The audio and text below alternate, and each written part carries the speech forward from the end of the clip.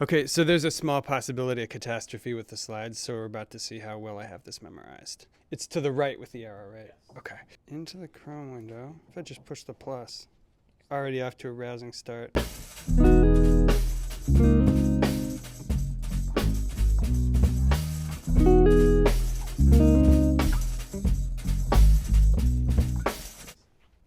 Bam. All right, so this is a funnel, and it's also why I'm going to try to wrap my talk up early. So in all seriousness, everybody around this table knows kind of what the elements of a basic Seth Godin permission marketing funnel are. The boilerplate are, of course, opt-in page with lead magnet above the fold, series of sales emails with a sales page with some kind of offer at the end of it. And this works for a lot of people. It doesn't just work for info products folks like me. It turns out it works for consultants. So anyway, this talk is going to be about how to start from the theoretical and apply some of these hard-won lessons. But anyway, let's start with why should we care? So first off, why spend time optimizing your funnel? Why not just get more traffic or raise more prices?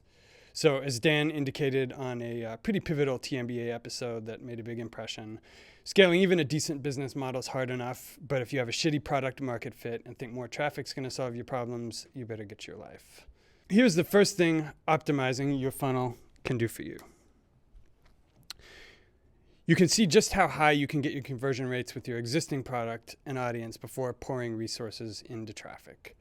So now I'm going to give you the Perry Marshall 3 Ways to Grow of Derek Stecco DCX talk last year fame. So he's obviously got make your list bigger, increase your CLV, or get more of the people who see your offer to buy. And I'm going to tell you why number 3 might be a good fit, especially if you're starting out. So we're Venn diagramming 2 things here.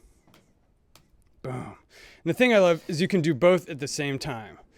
Seeing how sound your product market fit is, and also often 4xing your profits in the process.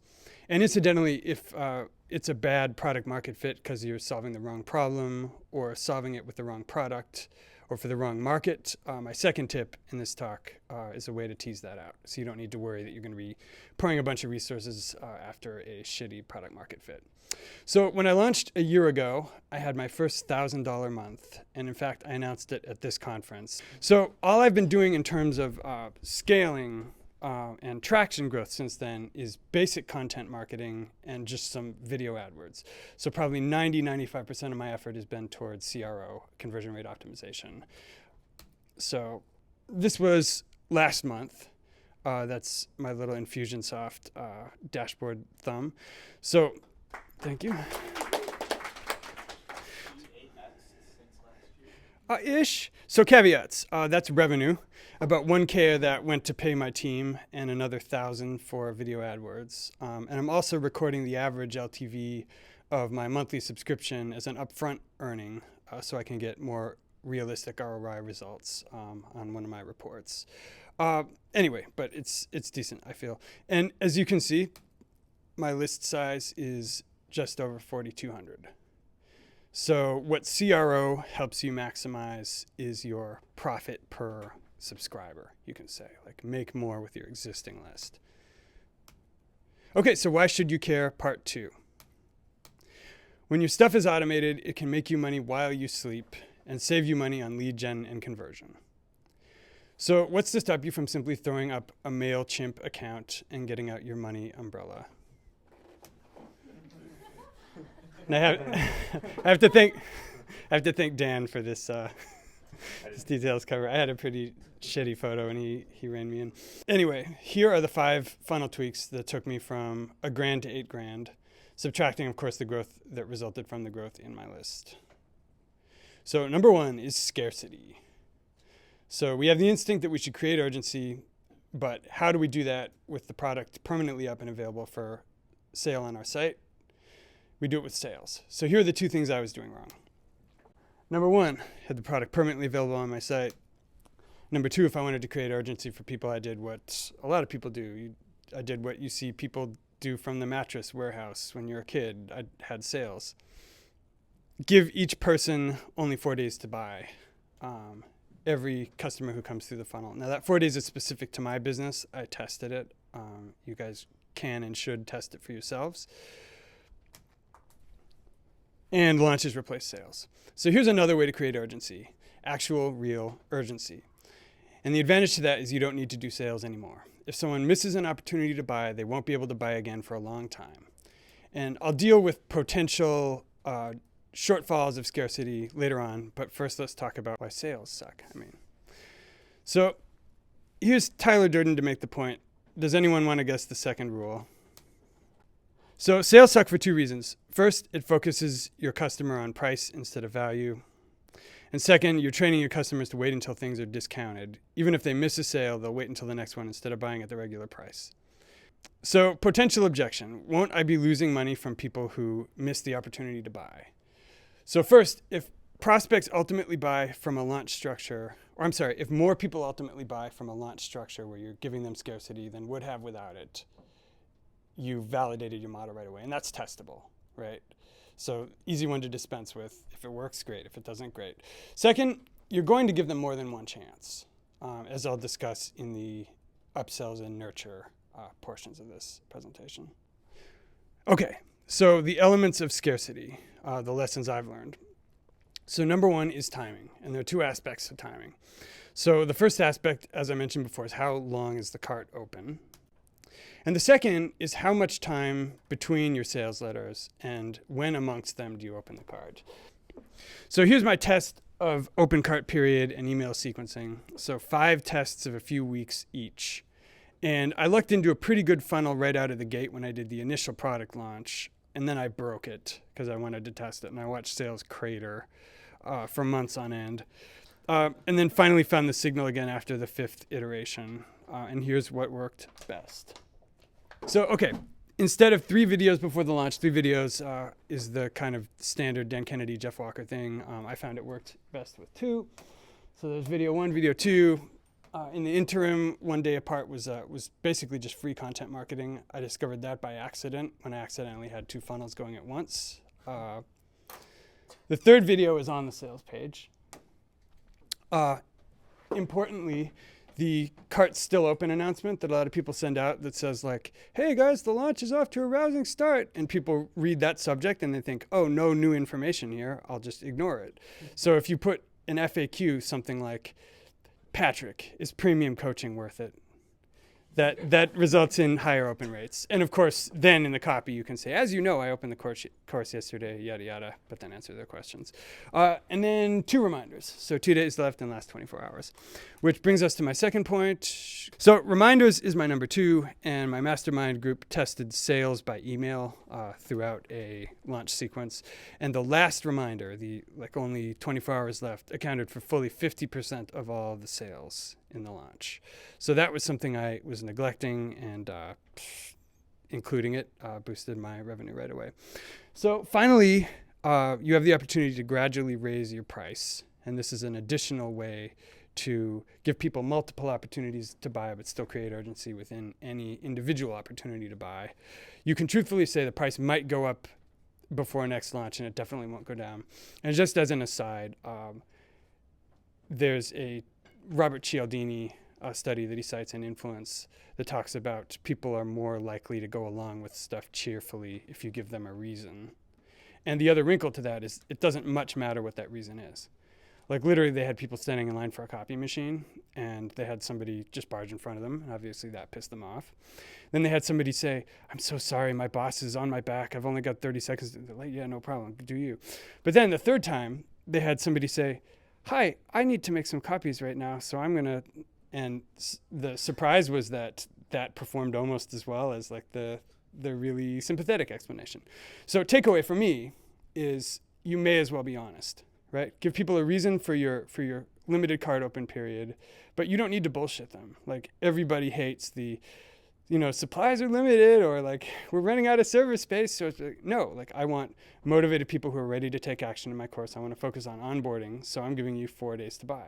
Like you may or may not have another opportunity and the price will probably not be as low again. Okay. So where do we go next? Put yourself in my shoes. You finally got a funnel converting decently. What now? It probably seems like a black box Customers go in, some buy, some don't, and you don't really know why. But imagine you could clear away all the fog. Can you tell I'm reading my copy directly here? Imagine you could clear away all the fog. You'd know who was buying, where they came from, how long it was taking them, and why those who weren't buying weren't. Then you could do what I called big dumb wins in a DC post. Choosing the lowest hanging fruit, then the next, then the next. And incidentally, after that post, I read a book called The End of Jobs and discovered a little something called Taylor's Law.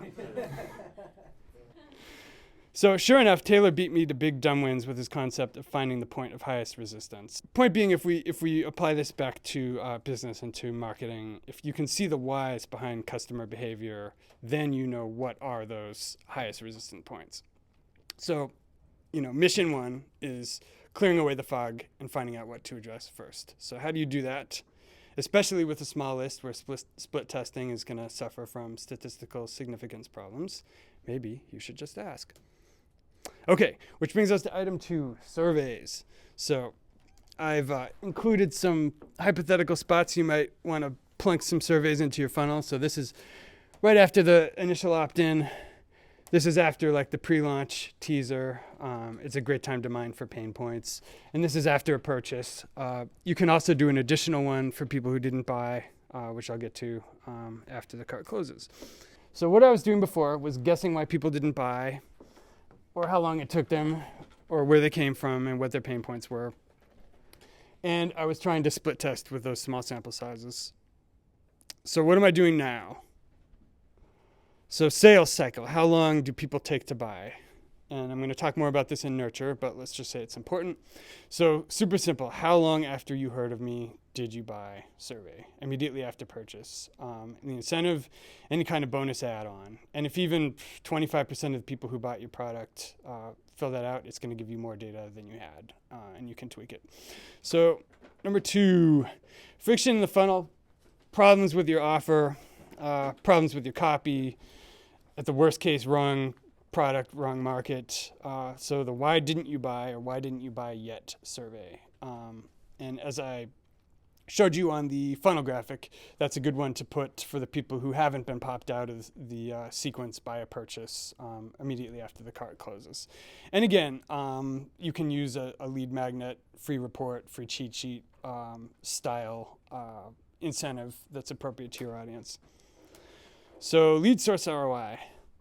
Say you're using a paid lead source. How do you make sure you're attributing sales accurately to that source? How do you make sure you're not undercounting attribution? Because if you're only counting people that come directly from your ads, you're missing the people who see your ad, then think about it for 3 weeks, and then don't go to your dedicated landing page, but go to a different page that they Google. But if you ask them in a survey, you'll capture that attribution, and it might make the difference between a paid lead source being profitable and unprofitable. So super simple, a how did you find me survey. And I like to do that twice. I like to do it immediately after the opt-in and immediately after the purchase. It gives you 2 chances to capture it, and it's also because people come into the funnel at different spots. Not everyone is necessarily going to come all the way through. Is it a fill in the blank or like a drop down? It is a multiple choice, and the caveat to that is also be specific. Like if you're doing both brand marketing and direct response marketing on Facebook, don't just say Facebook. Say this promoter post or this particular ad, because otherwise how are you going to know what's doing it for you? Okay, final one. What if you've never read a copywriting book? Turns out your customers will often supply copy for you if you just ask, and they'll usually supply it enthusiastically. And this dovetails with the Ryan Levesque thing too, but you don't have to use it that scientifically. If you include in the post opt-in survey a question that's like, what are your biggest pain points around XYZ? A good sign that you have a good product market fit is people will write you a novel about it, and the problems they describe are problems that your flagship product happens to solve. If people seem nonplussed about it, they're like, I'm good, or if they describe, if they seem to be converging around a suite of problems that has nothing to do with what your product does, maybe time to abort. So now you have more info about your sales cycle, which traffic sources to double down on, and where to beef up your copy. Now let's talk about 2 ways to optimize for sales cycle. So this is number 1, upsells. This is starting to cater to your customer's pace instead of forcing them into yours. what I was doing before, not giving people an immediate opportunity to buy, and not segmenting. So I actually learned my lesson about upsells when I accidentally left a sales page up over a weekend, when it was supposed to be, a visit to the sales page would only up you onto the list for the upsell, but in this case, it actually took people to the sales page, and I made a couple of sales. So I was like, oh, holy shit, there are some people who actually want to buy this. So if you're fans of I Love Marketing, if you love I Love Marketing, you may remember the Dean Jackson, Joe Polish podcast about the 3 types of customer. And really the 80-20 of that was Dean Jackson was talking about most people have their sales cycle too short because most of their customers buy after 90 days. But there are around 15% who are ready to buy immediately. And the upshot is that all of your copy, page optimization, marketing efforts, everything, immediately after the opt-in should be geared around those 15%. Because the other, 85 either won't buy at all or haven't bought yet. So you want to give those early buyers a chance to buy. Okay, so tidbits I've picked up. Hey, tidbits. I'm gonna patent that. If you're not making at least some of your opt-in thank you pages upsells, you're leaving money on the table. But it's not necessarily all of them. So you definitely want to run tests about, you probably have multiple entry points into your funnel. Maybe you've got a dedicated landing page for a Facebook campaign. Maybe you've got another one for your free YouTube content. You want to test those one-click upsells after every one of those. Leave it up for a month. If you make even one sale in a month, I'd say it's probably worth it. If you make 0, I'd say probably take it down. So what I found is that in general, any type of page the customers have to take a proactive step to search for your solution and then go to a dedicated opt-in page, which is like, I want the solution to this. So for instance, my coaching program opt-in page for my flagship product, those people respond well to upsells. For people who are there for something else, but you incidentally want to cross-sell them, those didn't do so well, so I took them out. So it's, it's kind of intuitive, but I think it's still worth testing. So now you've figured out why your customers buy and how long it takes most of them, but there's a whole half of potential sales we're ignoring. Or if we listen to Dean and Joe, 85%. Okay, nurture. So what I was doing before, not doing nurture, not doing it for long enough, not using enough nurture between launches. In other words, I was just, here's one chance to buy, 3 weeks later, here's another chance to buy, and that was the only thing they heard from me. And not raising prices, at least occasionally. So what was my insight that I needed nurture? My mastermind group did a Christmas in July launch challenge last July. I launched to my whole list for the first time since January, and I realized a lot of people had bought after 6 months or a year, but my funnel only stopped after a few weeks. What's more, I'd only been surveying the people who already bought, so I hadn't been capturing those people who were taking longer.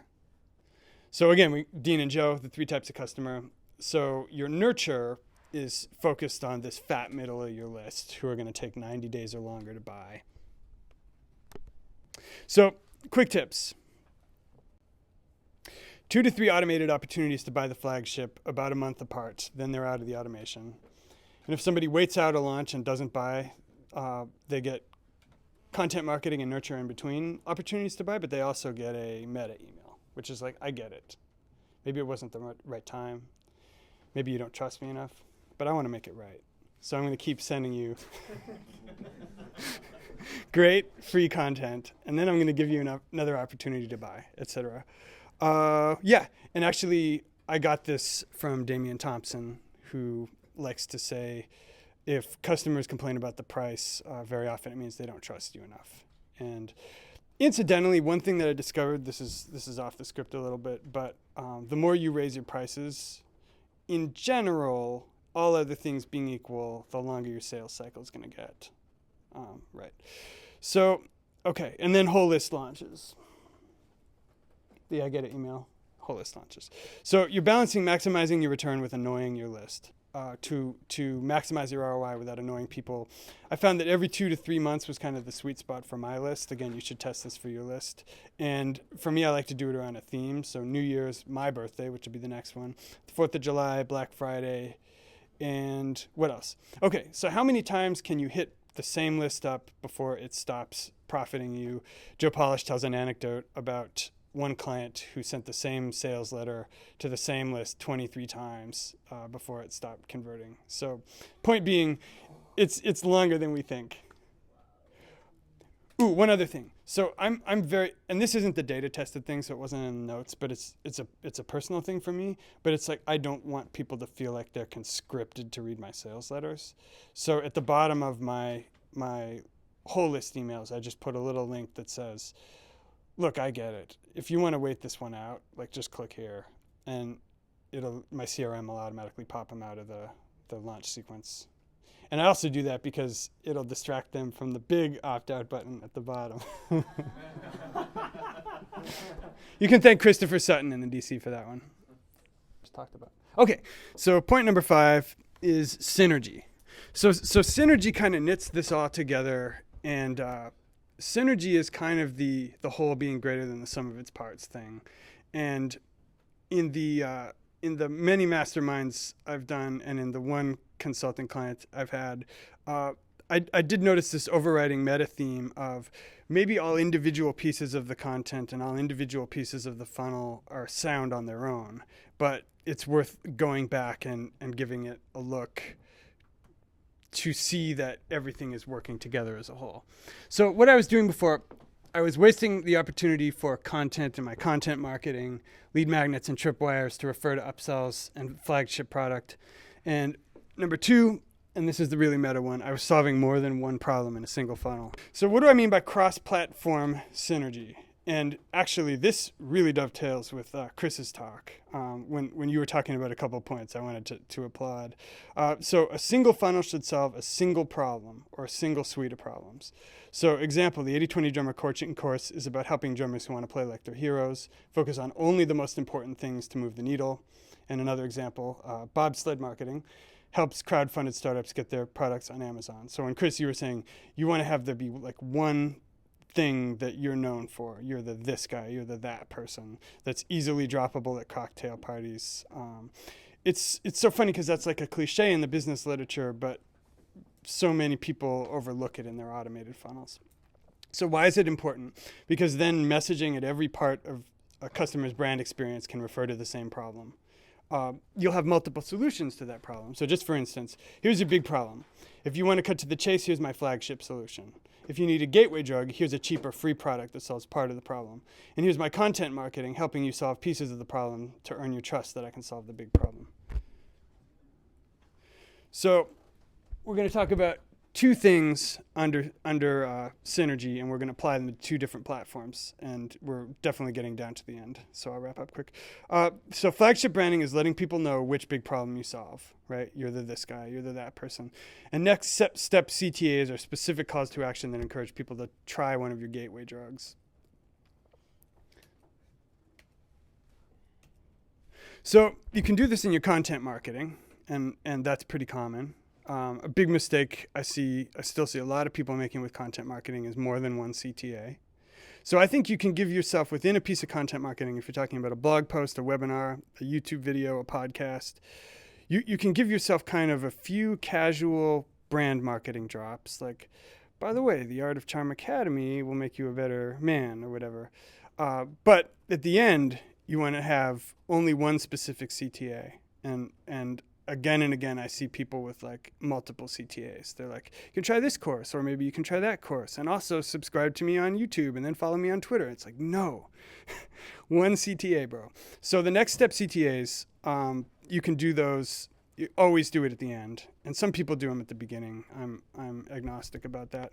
But the next step CTAs are ideally tailored to the particular problem that people were trying to solve by Googling that piece of content. So example, if the article or video is about whether you can write off clothing as a business expense on your taxes, which you can't, I know from experience, offer readers a free report on the top 10 things that are sure to get you audited if they'll just give you their best email address. So the overlooked aspect of this is that your introductory products can and should also lead into your flagship solution. So lead magnets and tripwires should refer to the upsell, and there are appropriate places to do that. And you don't have to fire hose or carpet bomb people with it. But in particular, look for spots where you're giving people value bombs in your content, but where it's kind of a hassle for them to do it themselves. So when taking a DIY approach to some piece of content would cause pain, by the way, our white glove service does this for you. So example, Bob Sled Marketing has 4 videos, a free 4-video course to get your stuff on Amazon. And we rewrote the video scripts to refer to the white glove service. So one of the particular pain points for me as I was watching the content was how to choose a fulfillment option, right? Do you do FBA? Do you do one of the multiple other ones? So we rewrote it to say, if all these fulfillment options sound confusing, don't worry. This is just the type of thing we do for our white glove consulting clients. All right, so bam. So, okay, meta points. Basically, all of these discoveries were around discovering who wanted to buy when and adapting our funnel to that rather than forcing people into our construction. With scarcity, we're figuring out the sales cycle for early medium purchasers. And with upsells and nurture, you're catering to the early and late deciders. If you're using a funnel to sell a flagship product or service, everything at every level of the brand should refer to the problem you're solving. And be clear. This is another one. Chris beat me too. Both in your own mind and in your content, what problem you solve, how, and for whom. So, holler at me. If you guys want to chat, ask me anything, copies of these slides. Yep, so this is Nate from the future. As I finish editing this video, had a lot of fun presenting at DCX. Want to thank Chris Van Patten for giving me an opportunity to present, and hope this slideshow and audio presentation helps you guys out. Would love to hear your questions, comments, opinions in the comments, and talk to you later. Bye-bye.